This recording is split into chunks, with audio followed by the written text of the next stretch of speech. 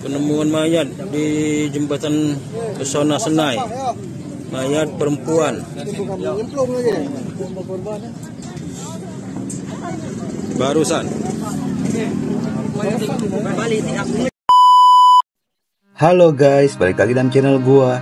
Guys, hari ini gua akan menceritakan satu kasus tentang penemuan jasad seorang wanita yang ditemukan mengambang di bawah jembatan.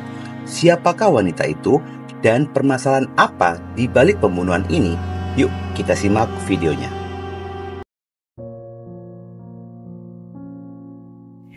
Pada awal kisah, kita berkenalan dengan sosok seorang wanita merupakan korban dari pembunuhan ini. Korban bernama Ita Anggraini, berusia 46 tahun, warga kecamatan Kota Raya, Kabupaten Ogan, Komering Ilir. Diketahui korban Ita merupakan seorang janda setelah suaminya meninggal dunia 1 tahun yang lalu. Dari pernikahannya itu, Ita telah memiliki 4 orang anak. Anak pertama dan kedua sudah bekerja merantau ke daerah Lampung, sementara anak ketiga dan keempat masih bersekolah. Anak ketiga kelas 3 SMK dan anak keempat masih duduk di kelas 5 SD. Untuk memenuhi kebutuhan keluarganya, Ita bekerja sebagai pelayan di warung pecel lele di daerah Palembang. Seiring berjalannya waktu, pada hari Kamis pagi, tanggal 15 Agustus 2024, Ita pulang ke rumahnya yang memang setiap beberapa hari sekali di sela-sela pekerjaannya menjadi pelayan. Ita selalu menyempatkan diri pulang ke rumahnya. Pada saat pulang itu, Ita masih bertemu dengan Fitri, anak ketiganya, dan keempat. Menjelang sore hari, Ita pun berpamitan lagi untuk pergi ke Palembang dan bekerja. Semuanya berjalan normal seperti biasa. Bahkan, Ita dan Fitri masih berbalas pesan WhatsApp pada hari Jumatnya. Namun, pada keesokan harinya, hari Sabtu, mendadak ponsel milik Ita tidak bisa dihubungi. Pada awalnya, keluarga pun tidak menaruh rasa curiga. Namun, 2 hari berselang, hari Senin tanggal 19 Agustus 2024, Ita tidak kunjung pulang ke rumah. Bahkan ponselnya pun belum juga aktif. Mulai timbul perasaan cemas di benak keluarga. Di tengah-tengah kekhawatiran keluarga, di hari yang sama, Fitri mendapatkan postingan video dari Facebook. Isi video itu berisikan kejadian viral, yakni tentang penemuan jasad seorang wanita yang dimana pada saat ditemukan, wanita tersebut terikat pemberat. Wanita itu pun ditemukan mengambang di jembatan penyeberangan Tanjung Senai. Meskipun wajah wanita itu sudah mengalami pembengkakan, Fitri, anak ketiga korban, sepintas merasa jasad itu mirip dengan ibunya. Setelah mengamati rekaman video tersebut, Fitri pun mulai yakin jika itu jasad ibunya setelah mengenali gelang yang biasa digunakan oleh sang ibu. Namun kecemasan Fitri dan keluarga sempat menghilang lantaran beredar kabar jika jasad tersebut berusia 22 tahun. Tidak lama berselang, pihak kepolisian pun menyebarkan informasi secara detail ciri-ciri dari korban wanita itu. Fitri pun yang mengetahui hal tersebut merasa jika ciri-ciri korban mirip dengan ibunya.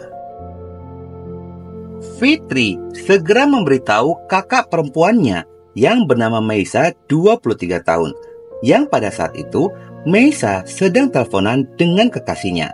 Kebetulan saja orang tua dari pacar Meisa ini bekerja di rumah sakit Indralaya, lalu mencari tahu lebih dalam tanda-tanda aksesoris yang digunakan oleh korban yang ditemukan tersebut.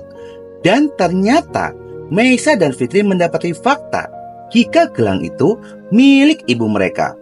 Demi memastikan itu semua, keduanya pun bergegas menuju forensik Rumah Sakit Bayangkara M. Hasan Palembang. Di dalam kamar jenazah rumah sakit, tangisan kedua anak korban pun tidak bisa terbendung lagi. Setelah mendapati benar jika jasad itu adalah Ita Anggraini, ibu tercinta mereka. Pihak dokter pun menjelaskan jika pada saat jasad ditemukan ada 2 luka tikaman pada bagian dada dan leher korban. Bahkan kedua kaki korban pun diikat dengan sebuah batu. Yang diduga setelah dibunuh, korban ditenggelamkan dengan pemberat batu guna menghilangkan jejak pembunuhan. Luka tusuknya itu pada daerah leher kanan kiri, kemudian pada daerah dada kanan bawah.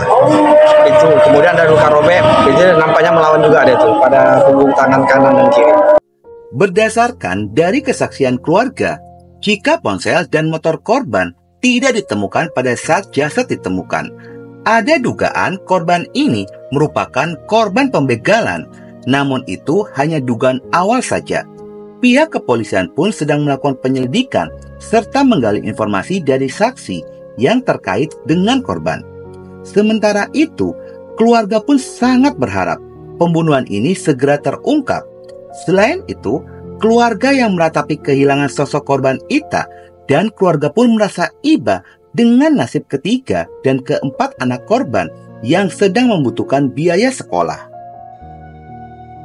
Berkat kerja keras pihak kepolisian demi bisa mengungkap kasus ini, setelah 1 hari dari penemuan jasad korban, pihak kepolisian pun mengkonfirmasi telah berhasil menangkap pelaku pembunuhan yang ditangkap pada hari Selasa, tanggal 21 Agustus 2024 jam 20.00. Pelaku ini berhasil ditangkap di sebuah hutan dekat rumah pelaku yang berada di Desa Tanjung Seteko, Kecamatan Indralaya, Kabupaten Ogan Ilir.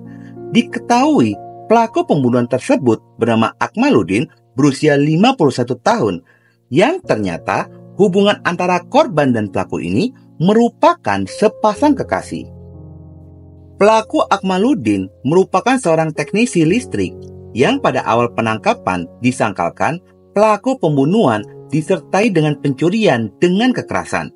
Selain berhasil mengamankan pelaku, pihak kepolisian pun berhasil mengamankan sejumlah barang bukti di lokasi. Polisi menemukan sejumlah barang bukti, termasuk pisau yang digunakan oleh pelaku untuk membunuh korban, sepeda motor milik korban, dan sepeda motor milik pelaku yang digunakan membawa tubuh korban ke lokasi pembuangan Jembatan Pesona, Tanjung Senai. Di dalam interogasi polisi, terungkaplah fakta jika hubungan asmara antara korban dan pelaku sudah berjalan 3 tahun lamanya, semenjak suami korban belum meninggal dunia. Bahkan pelaku sendiri masih memiliki istri dengan 5 orang anak. Sementara motif pembunuhan lantaran pelaku merasa sakit hati dengan korban. Pihak kepolisian pun tidak menjelaskan secara rinci pokok dari permasalahan keduanya, yang dimana sebelum pembunuhan itu terjadi, keduanya sempat terlibat keributan hebat, hingga korban mengumpat dengan bahasa atau perkataan yang kasar yang menyinggung dan menyakiti hati dari pelaku. Sejak dari pertengkaran itu, pelaku mulai berniat untuk membunuh korban. Setelah yakin ingin membunuh korban, pelaku ini janjian bertemu dengan korban, lalu bertemulah antara korban dan pelaku pada hari Sabtu tanggal 17 Agustus 2024 jam 23.30. Keduanya janjian bertemu di sebuah hutan yang lokasinya tidak jauh dari rumah pelaku. Pada saat pertemuan itu, pelaku yang sudah menyimpan amarah langsung menikamkan pisau yang telah dia bawa, ditikamkan pada bagian leher, dada, dan punggung korban, hingga akhirnya korban pun kehilangan nyawanya. Setelah memastikan korban sudah tidak bernyawa, lalu pelaku membawa jasad korban menggunakan sepeda motor miliknya. Jasad korban didudukkan di bagian depan motor dan dibawa menuju ke jembatan Pesona malam itu juga.